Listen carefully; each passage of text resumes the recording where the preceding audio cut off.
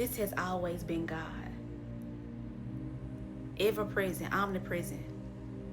But my thinking was like this. So it covered God up.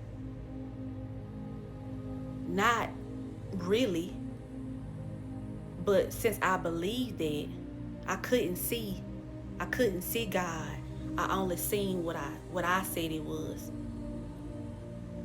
I couldn't see God. I only seen what I said it was.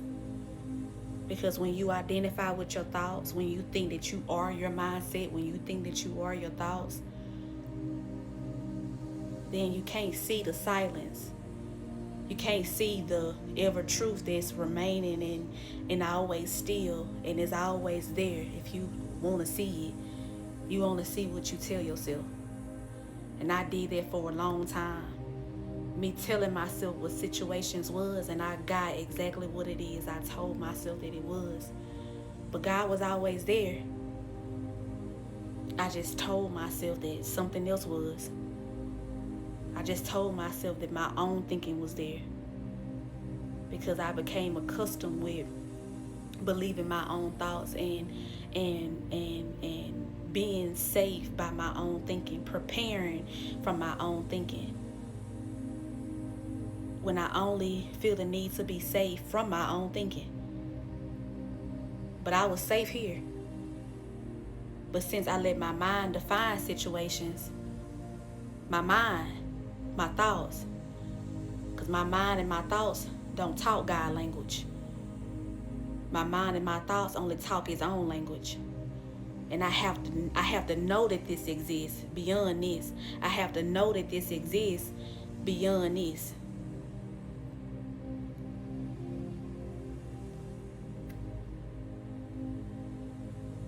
I have to know that this exists beyond this.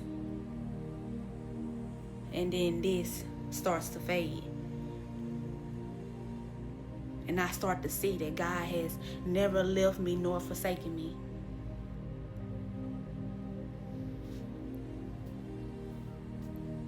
I couldn't see God. But now I know why they say, by your words you will be justified, by your words you will be condemned. And now I see why they say that God's thoughts are not your thoughts. But you don't know until you know. You don't know until you know, because I feel like that was my only way to be safe based off what I could come up with, the strategies that I can come up with.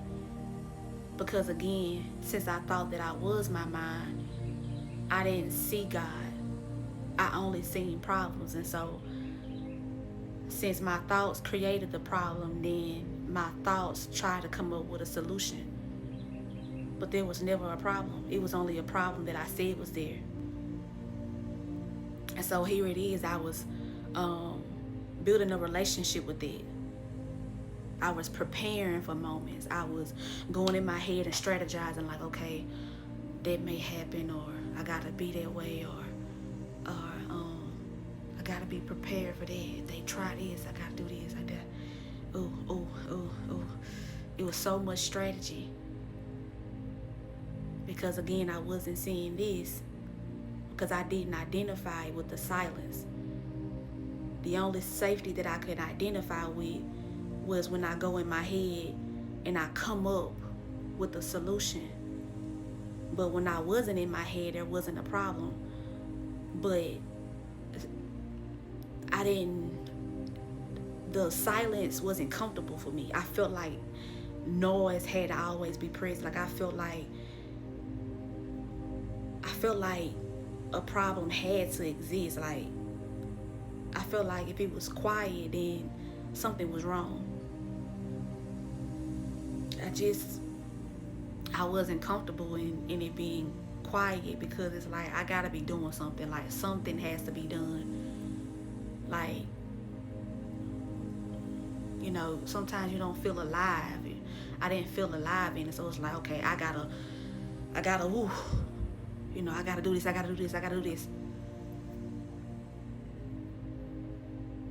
But it's like, have to do nothing. Because this was always the truth.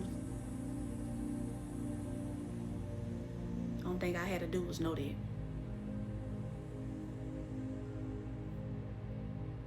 So I just want to be the reminder to you that you know what you know.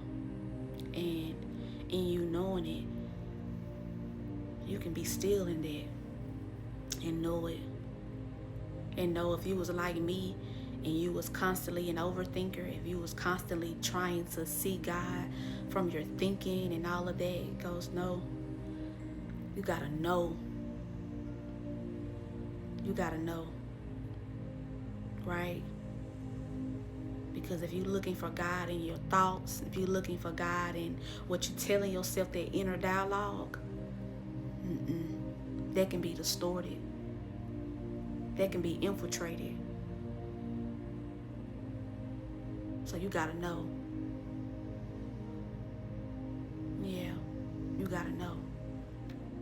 Like on the movies when they have angel on this shoulder and the devil on that shoulder. You gotta know that you here. You gotta know that you the sinner. You looking here and you looking there.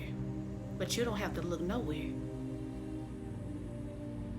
Because to know is not to have to be told.